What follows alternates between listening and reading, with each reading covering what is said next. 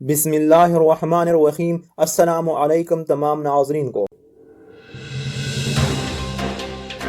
Army chief को तौसीक क्यों दी गई? वज़ीर ख़ारजा शाह महमूद कुरैशी ने अकायद से पर्दा उठा दिया है। मज़ीद डिस्कस करने से पहले और हर खबर से बाखबर रहने के लिए अगर आप लोगों ने अभी तक हमारे चैनल पाक राइज न्यूज़ को सब्सक्राइब नहीं किया है तो अभी सब्सक्राइब करें और साथ ही बेल का आइकन भी दबाएं ताकि हर नई आने वाली वीडियो और अपडेट्स आप लोगों को मिल सकें। इसके अलावा इस वीडियो को ज़्यादा से ज़्यादा लाइक करें और नीचे कमेंट सेक्शन में अपनी राय का इजहार ज़रूर करें।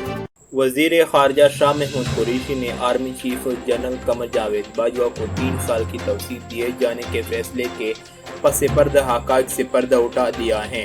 मीडिया से गुफ्तगू करते हुए वज़ीर ख़ारजा शाह महमूद कुरैशी ने कहा कि army chief general Qamar Javed Bajwa को तौसीक देने का फैसला कश्मीर और खित्ते की सलामती की सूरत हाल को पेश नज़र रखते हुए किया गया है। अफ़गानिस्तान में मुज़ाकरात की सूरत हाल भी है और अफ़गान अमल को आगे बढ़ना ज़रूरी है।